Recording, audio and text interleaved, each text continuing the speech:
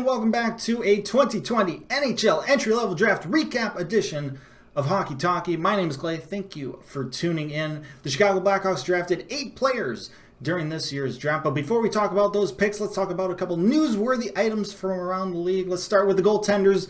Number 1, Devan Dubnyk of the Minnesota Wild getting traded to the San Jose Sharks. Number 2, Matt Murray of the Pittsburgh Penguins getting traded to the Ottawa Senators. Now, Matt Murray's name had been linked to the Blackhawks for a little bit there, considering the Blackhawks goaltender situation is currently up in the air. There were rumblings out there suggesting that the Blackhawks were trying to see if they could make a trade for Murray's rights and then, sign him to some sort of an extension. If there was a deal being worked on, it fell through, and so that never happened. I, for one, am fine with that. Never really been high on Matt Murray, despite the fact that he won 2 Stanley Cups technically as a rookie. The NHL is weird like that, but he's been very inconsistent since. That deal fell through. Pittsburgh ended up trading him away to the Senators. Number 3, Predators. They're one of those teams that kind of have an internal cap situation, and they are now kind of shedding some money. They traded away Nick Bonino to the Minnesota Wild. They cut or waived, whatever you want to call it, Kyle Turris. His cap hit because of the buyout is going to be $2 million for the next 8 years for the Nashville Predators, despite him no longer being on the team. I wouldn't be surprised to see him shed some more of those contracts. Look out for the Predators in the news in the coming days and weeks. But enough about the rest of the league. Let's talk about what really matters, and that is the Chicago Blackhawks and their draft picks. Starting it off with their first round draft pick, 17th overall. The Blackhawks, with the draft being in October this year, they activate Oktoberfest in Chicagoland and draft the left winger out of Germany, Lukas Reichel. The most notable thing about this 18-year-old's game is his hockey IQ. He can make plays just based on how the game around him is flowing, and that is an invaluable trait to have. I mean, that's the thing that made Gretzky. He wasn't the fastest skater. He wasn't the biggest guy. He didn't have the hardest shot, but he was playing the game a couple steps ahead of everyone else. And no, before you yell at me, I am not comparing Lukas Reichel to Wayne Gretzky. All I'm saying is that hockey IQ, having a good hockey sense, is something that's not really all that coachable. And so a player having that trait is a pretty nice bonus. Not only that, but he is a two-way winger, which is always nice to have. One of the best things you can do to help out your defense, to improve your defense, is to have forwards who also play well in the defensive zone. And this kid is that. And finally, this kid's been playing against men. He's 18 years old and he's playing in the top league in Germany against grown men. He is holding his own. I am looking forward to how this kid develops. Should be probably in the league in the next 2-3 years. So definitely looking forward to that.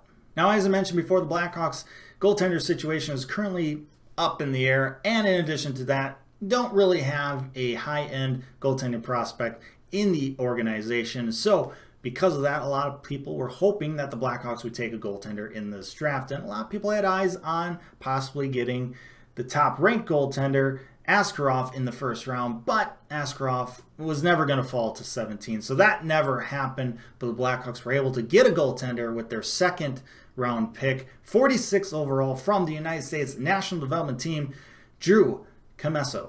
A little fun fact about Drew: he grew up a Boston Bruins fan and admitted during his post-draft interview that he may have cried when the Blackhawks beat the Bruins back in the 2013 Stanley Cup Final. Sorry about that, Drew, but hopefully you see the light now that you're on the good guys' side. Obviously, being a Bruins fan, he grew up watching Bruins goaltenders, Tim Thomas, Tuukka Rask, but he says he models his game after Carter Hart, who is becoming a pretty solid goaltender for the Philadelphia Flyers. Now, Drew is an athletic goaltender, maybe not the most positionally sound, but hopefully that is something he can work on in his development. It's never a bad thing to have some pure athleticism, though, to help you make a save when, you just got to find a way. Now you may be wondering, what can we expect from a second round goaltending prospect? Well, I'm happy to report that there have been some solid goaltenders picked in the second round in recent years. First off, though, I'm going to go a little bit farther back than recent years. I'm going to go all the way back to 2003 when the Chicago Blackhawks drafted Corey Crawford in the second round, 52nd overall. I remember last year when we were comparing Kirby Dach, who was drafted third overall, to Jonathan Toews, who was drafted third overall. Similar situation maybe here. Drew Commesso, mid-second round pick. Corey Crawford, mid-second round pick. Maybe there's some good juju there. Who knows? Coming back to recent times, though, we have 2013 Tristan Jarry drafted by the Pittsburgh Penguins, 44th overall. 2014 Thatcher Demko drafted by the Vancouver Canucks, 36th overall. We saw his insanity during these playoffs, almost knocked out the Vegas Golden Knights because of his play. 2015 you have Mackenzie Blackwood, drafted by the New Jersey Devils, 42nd overall. And then 2016, you have Carter Hart, who Drew models his game after. He was drafted by the Philadelphia Flyers, 48th overall. Now, with that said, though, goaltenders tend to take a little bit of time to develop.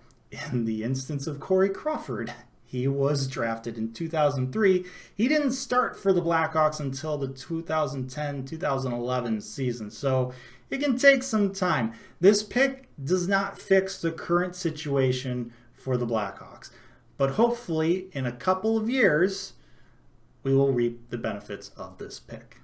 Now, the Blackhawks had two third-round draft picks, basically right next to each other, 79th and 81st overall. We're going to start with the 79th overall, and that is another U.S. national team player, another left winger. We're talking about Landon Slaggert. Just like first-round draft pick Lukas Reichel, Landon Slaggert is a left winger who plays a two-way game, and as I mentioned before, getting someone who can play the full length of the ice, a forward who is good in the defensive end, that really helps out your defense. It's an underrated part of a defensive system.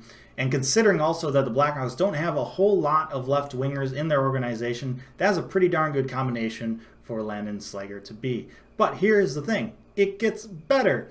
Just like first-round draft pick Lukas Reichel, Landon grew up a Chicago Blackhawks fan. But wait, there's more. Despite his father being a Red Wings fan. I mean, seriously, this kid, Landon, you've won my heart already. Now, Landon grew up playing youth hockey in Chicago for the Chicago Mission. Then he went on to play the United States National Development Program. And now for the upcoming season, he is committed to playing at the University of Notre Dame. So basically, it's right in the Blackhawks' backyard. It's going to be very easy for them to keep an eye on him and his development. Certainly looking forward to how he plays at the collegiate level. Moving on to the other third-round pick of the Blackhawks, just two picks later, 81st overall, we have from the state of Minnesota, defenseman Wyatt Kaiser. Now, Wyatt didn't grow up a Chicago Blackhawks fan. In fact, he grew up a Minnesota Wild fan. But he did say that he would become a fan of whatever team drafted him. And with that, well, welcome aboard, Wyatt. Glad to have you here. There's plenty of room. Now, he grew up playing hockey in the state of hockey, Minnesota, which hockey's huge there. It's like football in Texas. Okay, not quite like football in Texas, but you get it. It's really big in Minnesota. And he was named the top senior defensive player in the state of high school hockey. And he gets compared to Duncan Keith. We're going to settle it down there. The reason why he gets compared to Duncan Keith is because of his great skating ability. And last I checked, we don't have a whole lot of great skating defensemen on our roster or in our system right now. So getting a guy like this, who maybe not as good offensively, but I mean, we certainly have a whole bunch of other prospects who are great at being offensive defensemen. So having a kid like this who is better defensively and can skate, pretty excited about that. He is committed to playing at the University of Minnesota Duluth for next season. They just won a national title just a few years ago, so great program there. Definitely excited to see him and his development in college. For the next pick, we move on to the fourth round, where the Blackhawks select another defenseman with the 110th overall pick. Blackhawks select from the Czech Republic, Michael Krutil. So similar to first-round pick Lukas Reichel, I don't think the Blackhawks draft Michael Krutil here if they don't make their trip overseas to play in their Global Series games last season. That trip gave the organization a chance to see these kids firsthand and not just rely on European scouts to tell them about them. Despite the fact that the Hawks have some great European scouts, it's one thing to hear about kids, secondhand, and another to have higher-ups on the staff being able to see these kids with their own eyes. Now, Michael Krutil is a big kid at 18. He's 6'3", over 200 pounds. Physicalness is a big part of his game. He's going to be playing for the U20 Czech team. Eventually, he'll make his way to play over in the WHL.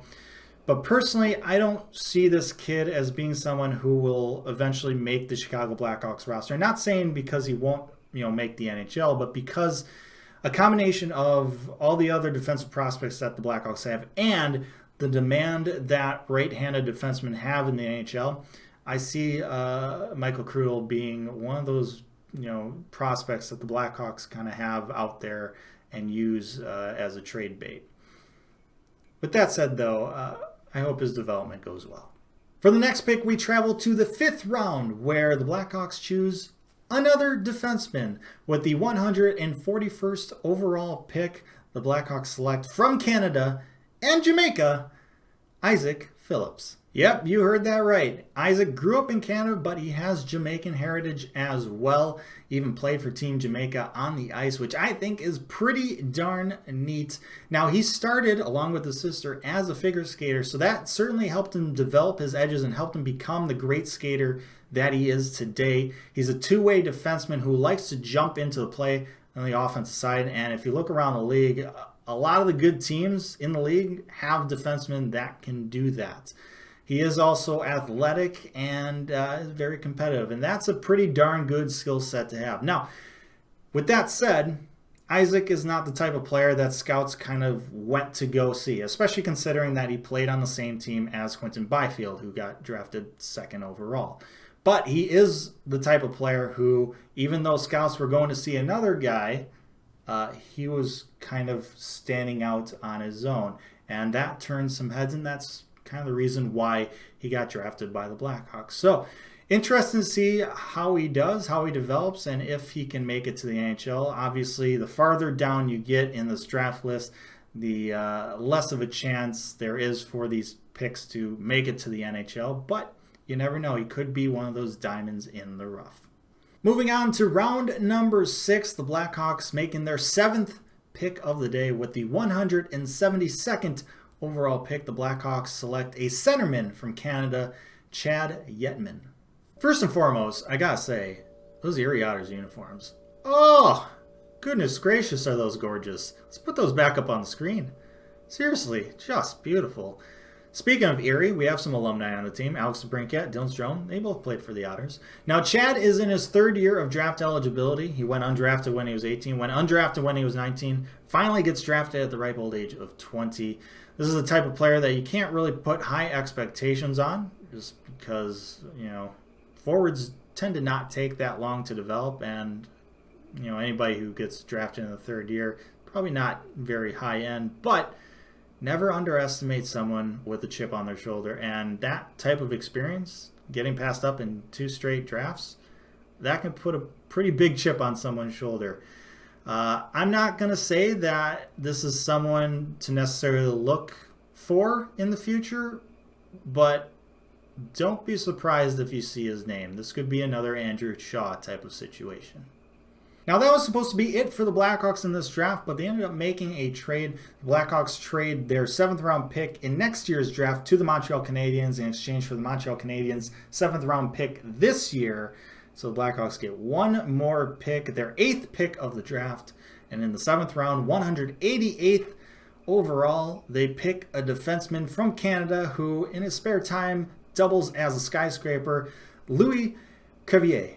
6'8"? Are you kidding me?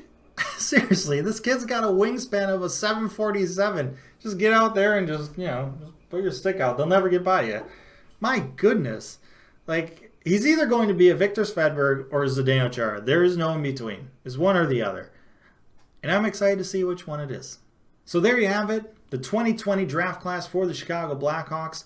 8 players in total. It'll be a few years before we'll be able to accurately grade how this draft went. But until then, I'd love to hear your guys' thoughts down in the comment section below. Like, share, and subscribe. Appreciate that as always. We're almost at 900 subscribers. That's nuts. But most importantly, stay safe. Make good decisions. I'll see you next time.